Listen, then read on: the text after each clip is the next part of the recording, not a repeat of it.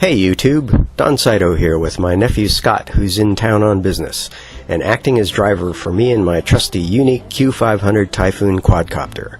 Today, we're going to bring you several different views of San Francisco, one of the most famous and beautiful cities in the world. Now, filming with a UAV in a densely populated city is at best risky and at worst dangerously hazardous. Please notice that in all my shootings, I kept from flying over people and traffic, which often constrained me to just going up, turning around, and coming back down, unless I could fly over shrub-covered hillsides or open water. If you get the urge to fly in dense urban areas, please fly responsibly and plan things carefully to avoid dangerous situations. The first site we visit is the one that gave me the most worries, Twin Peaks. Twin Peaks is, as the name suggests, two small mountain peaks that rise 925 feet, or 282 meters, above the center of San Francisco, and commands great views of the entire city. It's a great tourist attraction, but it's also the home of dozens of microwave repeater stations and high-power transmission antennae for everything from cell phones and radio stations to television signal transmitters. Just thinking about flying a radio-controlled quadcopter around here gave me some serious doubts, but I thought I'd give it a try. I started out low, tried doing some small maneuvers, and everything seemed okay. So, I let her rip.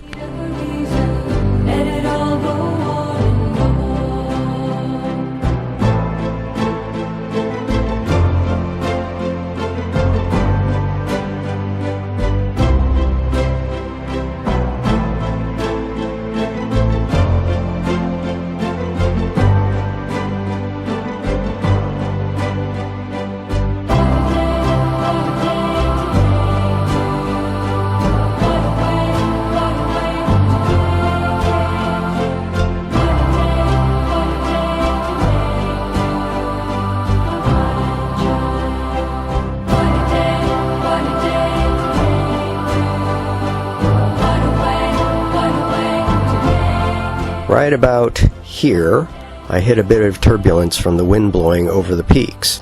That freaked me a bit, so I thought I'd bring it back in.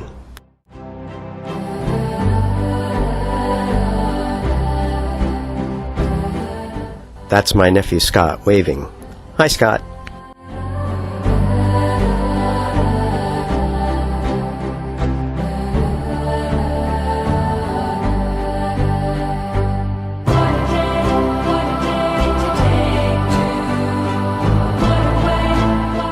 Next up, Coit Tower. Flying a UAV in public often draws a certain amount of interested onlookers, and this was one of those times. Coit Tower is a cool memorial to the firefighters and workers of San Francisco, funded by Lillian Hitchcock Coit back in 1933. Inside are wonderful murals depicting workers growing food and industrial construction workers, and for a modest fee, you can take an elevator to the top and get great views of the city. Never close your eyes, never stop and listen, never feel alive, and you're nothing missing. You don't need a reason, let the day go on and on. Let the rain fall down everywhere around you, give into it now, let the day surround you. You don't need a reason, let the rain go on and on.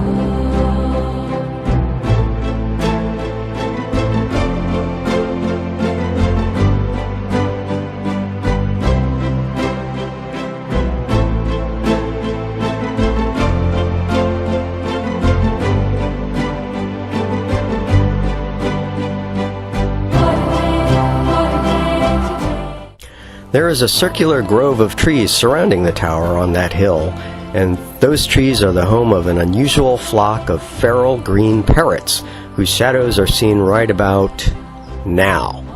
I tried to capture them directly, but they were just too fast.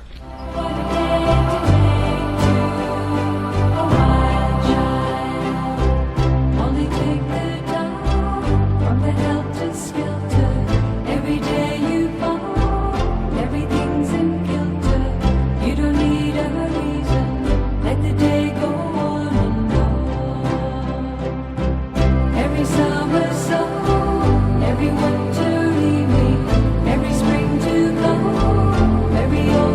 On next to the crookedest street in the world, Lombard Street. This is an actual street in San Francisco with real houses along it, seen in many Hollywood movies throughout the decades, and an ultra-popular tourist spot. It's almost always crowded at the bottom with picture takers and a never-ending stream of tourists' cars winding back and forth down it. To get this shot was a bit tricky. There were lots of people around, cars, houses, power lines, and the road leading up to it was quite steep. I didn't know what would happen if I tried taking off from that slope, so I had Scott hold the UAV up over his head, and when I powered it up, he released it.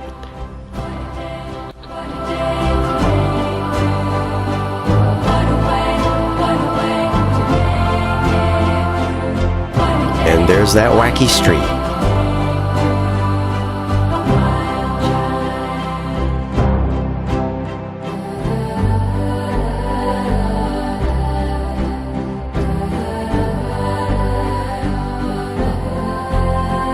There's Coit Tower off in the distance.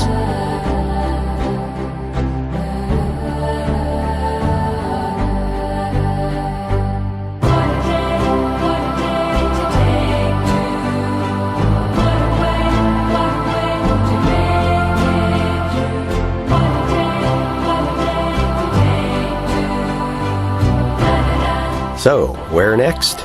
Aquatic Park and Ghirardelli Square. Another ultra-popular tourist site with dozens of shops, street artists, musicians, runners, cyclers, and the amazing Dolphin Club swimmers.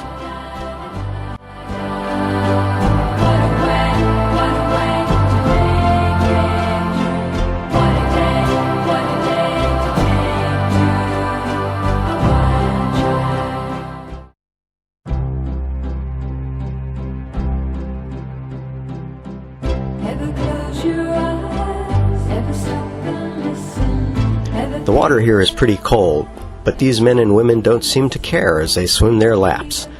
Some use wetsuits, but I've seen others who don't, and that just kind of blows my mind.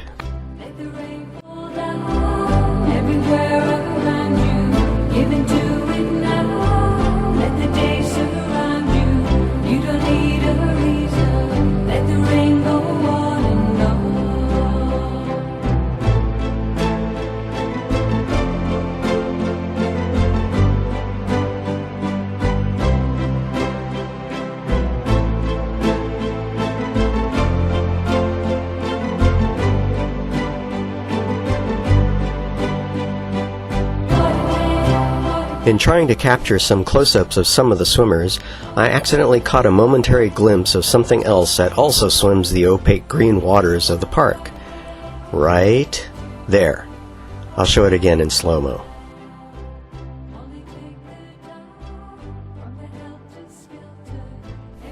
I'm not sure what that was, but it didn't seem to have a dorsal fin, didn't seem to need to breathe air like a dolphin, and was longer than a human. A USO. Unidentified swimming object. Yee!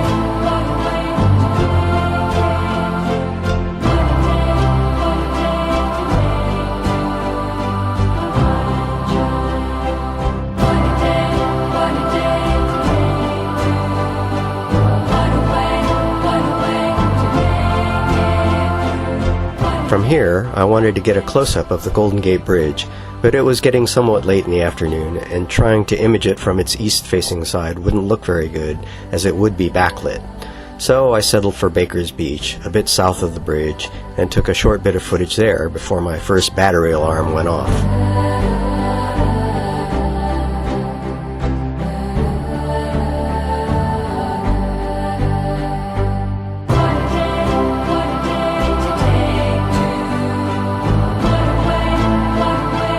Those Those are concrete gun emplacements down below, and an actual cannon left over from an earlier age, when it was thought Japan might try to come through the Golden Gate to attack the US in World War II. Now, the only thing that comes from Japan are huge container ships loaded with cars and electronics. That was it for the day. We crossed the bridge to try getting some footage from the northwest side, but by then the wind was blowing 20 miles per hour, gusting to 25, or about 35 kilometers per hour, and that's more than I was willing to risk. Just holding the Typhoon in my hand, the wind got the propellers buzzing, and one of them sliced my thumb and nicked it bloody.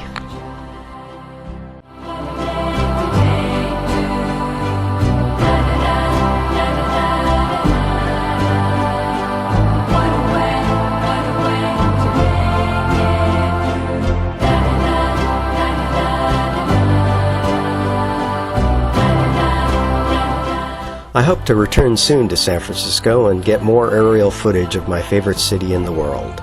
I hope you enjoyed my views.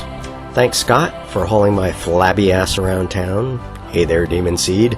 Until then, take care, have fun, and as always, fly responsibly.